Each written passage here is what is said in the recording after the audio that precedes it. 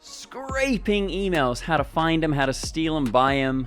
Plenty of videos on YouTube about how to do all of that, but I believe that filtering your emails down to people who you know are interested, rather than blasting out a horde of requests, will be more work up front, but will be more effective over time. When you're writing emails, be sure to use preview text, address people by name, have one call to action, keep it simple, short and easy, less is more. Thanks for watching. Oh, and understand the spam laws. As my colleague Philip pointed out, not just the spam laws, but the rules as well. For example, the EU has spam laws, but Google has spam rules. Even if you don't follow the laws, it doesn't mean you're following the rules set by email providers. For example, there's no law stating you can't use all caps in your subject line, but I think email providers frown on that. If in doubt, collect some emails that you've been receiving and see if you know anyone in countries you intend to send it to, and see if there are any discrepancies in the email. If you don't know anybody, joining a Facebook group or asking questions on Reddit might be the way to go, or just send us a DM on Instagram and we'll have a little proofread for you. Now let's move on to writing an email. But before you start, follow Neville Madhora's advice and write down the objective of the email at the top of your email. And of course, stick to the AIDA formula, which goes like this. You're probably wasting time watching YouTube videos when you could be building your business. Now that hopefully gets your attention. Well, did you know that you can retain more information from YouTube videos with one simple trick? That might be sparking some interest. You just have to take notes, you see. You spend the same amount of time watching the video, but you walk away with some information and actionable steps. Now there's some desire there. Now, take action. While watching this YouTube video, take notes. I guess you could say that we just, went meta on YouTube. When writing emails, make sure that the value is up front. First name, then you can go, India's main power grid collapsed yesterday. Surely you know what this means for your business, don't you? Supply chains are disrupted. We're going to experience delays in textiles. Customer support teams are disconnected. Luckily, we have people up and running, so if you need help with your store's customer service, feel free to contact Debutify. Now there's 3 primary points in that little example there that you can expand on in the email. If they're interesting enough, you could also link to your store and your blog. So let's expand. Luckily, our power grid is online and our new update is here. It helps your abandoned carts, and our analytics shows that it reduces abandoned carts by 30%. Download the update now. Best of luck with your store and have a great day. Conica Lewis. It's always better in emails if the recipient gets an email from a specific person or even an imaginary person than a company in general. Let's take a look at some emails I got this week and see the good and the bad and the ugly. So let's have a look at a couple of examples. First up, from anonymous user. Hi Fern. That's my name. You guys all know that. Hi Fern.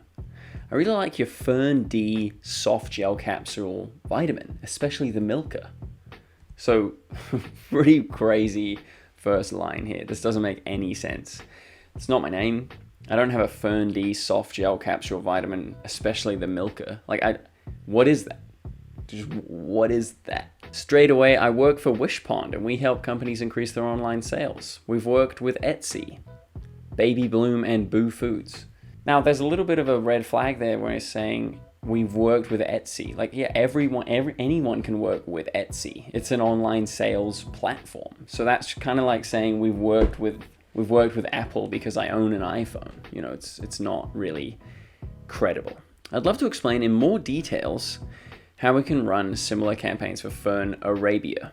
Fern Arabia. So there's 3 different uses of the word fern there. Now, if you're a follower of this channel, you probably remember that I used to run a little store called Fern City. Haven't really used it in the last 6 months. But either way, they haven't used Fern City in here. They've somehow figured out that my email is linked to Fern City, even though it's not. So I'm very confused as to how they actually got into this email address. Anyway, they've used Fern as the first name, they've used Fern as the product, and then they've used Fern Arabia as the company. We've got 3 more emails from this person where they continue to press me, and they even decided to send me a 5th email the other day. Not interested. I won't keep emailing you, but I want to share one last resource. This article shares 30 examples of Facebook lead generation campaigns. So by the end of it, they've actually just converted to Facebook ads. They haven't stuck with their original premise of online marketing. But I guess they've expanded there into Facebook. Anyway, it's a completely insane email thread, and it's not the way to do it. Got another example here from Alice. So, hey there. Well, hi there. I hope you guys are having a productive week. Nice introduction. I'm Alex from Lit Extension, the #1 shopping cart migration expert. I'm reaching out today because I'd like to offer a link exchange collaboration between Lit Extension and Debutify. Well, that makes sense because this is to Connor.Kalous at Debutify, and she's also emailed Philip, who's the head of email marketing at Debutify. So that's a relevant email. She wants to do a link exchange collaboration, so that's to do with SEO with me and Philip. Perfect. We both work at Debutify, we both work with the email marketing. It makes sense to reach out to us. Next line's really great too. Recently, I've come across your blog, How to Open Your Shopify Dropshipping Store. It's such an insightful and helpful article. Lit Extension has published a blog on Shopify versus Shopify Plus that could be a valuable additional resource to your article. Okay, so this is a classic link building technique where they've done a bit of a search, they've found one of our blogs, and they've gone, I can add more value to this blog. I've also got a blog that will link to this blog. That we really have to do is go, oh, I'll take that free value. It's going to help out the blog as long as we link back to Alice. So if we add in her extra value, we have to say, here's a bit of extra paragraph or bonus content from Alice. Go check out her store here. Or even just having the link in the words over a hyperlink over the text. As a token of our appreciation, I'd like to offer a backlink from our blogs. So she's even going, I'm not even just going to give you this free value because I know that she just wants to get a link. She's going, I know I'm trying to ask for a link, but because I'm asking and it's kind of out of the blue, I'll give you a link as well. You can look around for any blog you find relevant on litextension.com blog and I'll give you a link. That's pretty awesome free value for both parties right there. Best regards, Alex. SEO specialist, Skype, Telegram, website, blog. Very professional, easy. Why would I say no? So you can see there the two different examples of how to broach a random person's email address. You don't want to do the Fern Arabia thing. Completely no context, not relevant at all, doesn't make any sense, not relevant to my business in any way, shape, or form, doesn't address me by name, addresses me by Fern. Crazy. You want to do what Alice has done. Very targeted email, very useful email for me and Philip. So I'm obviously going to reply to her. Now, if you want to make jazzy subjects like this, you can use subjectline.com. We're not affiliated. We actually aren't affiliated with anyone. We just like to share stuff. Jump into either the Shopify email system or something like Klaviyo or MailChimp and get those subject lines down. But just a second, let's zoom out for a second. Email marketing is dominating the internet. It has the highest return on investment outside of Shiba Inu. It provides value to users in the form of content. People are like, oh my gosh, you're so helpful. These emails make everything so much easier. I'm totally gonna buy from your store to show my appreciation. Reciprocity bias. But what is email marketing? According to Tommy Griffiths, there's 3 different types of emails. Firstly, you got transactional emails. So that's receipts, order confirmations, forgotten your password, shipping details. Then you got content emails, welcome email, newsletter, free tools, video sharing. And thirdly, conversion emails, sales, promotions, affiliate links, money changing hands. You should only broadcast 2 types of emails. Great content suitable for your entire list and promotions. And if you want to automate emails, don't blast them all out with robots. You can automate receipts, order confirmations, forgotten passwords, welcome emails, upgrades, cart abandonment, things like that. But don't automate those personalized emails where you can really suck people in. Remember that your email is a portable asset. Many digital marketing channels go away, Ask Jeeves, Bebo, but people will always keep their email. Companies can change their rules, platforms become unpopular, but protocols don't die. Email is SMTP, that's Simple Mail Transfer Protocol. Feel free to check out our first video where we covered the fundamentals of emails and pointed you to a few apps to help you on your way. But Connor, how do you build an email list? Well, you need a lead magnet.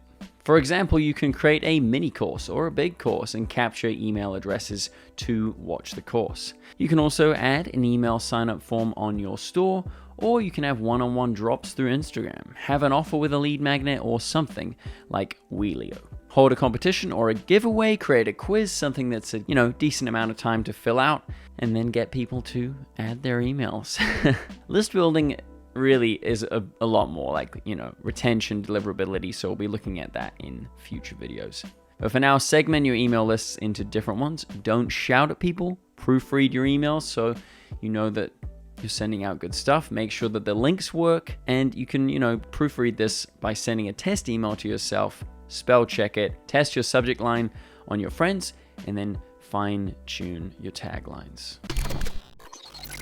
So how do you get the most out of your email list? Get comfortable testing. Test subject lines, calls to action, and the formatting of the text. Bear in mind that there's only so much that you can test though. After some time, it becomes pointless. It's much more important to build a relationship with your list so that they are looking forward to opening your emails. If they're not looking forward to them, even a Shakespeare level subject line won't help you much because people won't open them. Alas, poor Yorick! Horatio, I knew him, a fellow of infinite jest. When writing, you should always write casually, as if talking to a friend over a couple of caipirinhas. It doesn't matter if it's an automation or an entire campaign. Some say that an email a day is the way to go, but I'd ask yourself, what would you write if this email was just being sent to one person? Well, the main thing to look for is feedback. You want to build a rapport with your customers, so be sure to keep the email regular. Once a day, twice a week. This is going to lower its spam rating as the inbox will see it as a commonplace communication. But zoom out for your campaigns. You want to work back from the product sale or the launch date and put 2 to 3 campaigns throughout the year. Promote it for 3 months. So let's say September, October, November for a Halloween product. In September, you ask for feedback. What are people's problems? Are they freaked out by Halloween? In October, you're going to do massive value drop. Blogs, training, helping people out. So that when November comes, it's pure sales copy. Drop that Halloween product. Then for the distribution, there's broadcast and automated email. It might sound dystopian, but most of your emails are actually going to end up becoming automated. When you come to automation, figure out your email goals. For example, are you going to want to get people used to opening your emails? In that case, don't rely exclusively on automation, focus on the campaign structure, where you only do 2 to 3 sales campaigns a year, which isn't going to annoy people. Focus on the overall macro vision for the business. What do you want? What does the customer want? Just a quick pro tip, feel free to use GMass for mass email in Google. That's just gmass.co. And now you can segment your audience. Make sure you're sending your emails to the right people. You can segment by demographic, psychographic, location, what they bought, where they are in the funnel, and a million other categories, but make sure to actually segment them. So what kind of emails function at what parts of the funnel? Well, there are 4 main components to the funnel. The funnel basically needs to begin with you adding more value. People have come from the good value of your free content, and they've enjoyed your lead magnet, but now you need to add more. Graham Cochrane calls this an over-deliver. To stand out, give them more than they expected. On that first email, give them an absolute banger of a gift, complete, seriously useful knowledge. Over-delivering does 2 things. Firstly, it's going to affirm the decision that that person made to join your email list. And secondly, it also proves that you have more to offer and that people are just getting started with you. Then you have to sell. There's lead decay on email lists. People are excited at the beginning, but as time goes on, they're less likely to get involved in your services or buy your products. So pitch as you go on from those 2nd and 3rd emails. People aren't gonna read all of your emails, so you have to start pitching now in order to catch a couple of people. Repeat all of these for your different services and products. I'd also recommend checking out Graham's channel. He has some seriously awesome stuff on emails. Now, one final point worth bringing up is the importance of batch work. Writing takes certain types of muscles, and it's common for people running these businesses to feel more exhausted by not batching their work. Anyway, that's enough on email marketing. That is it from me. Have a fantastic rest of your day and good luck with your emails. See ya.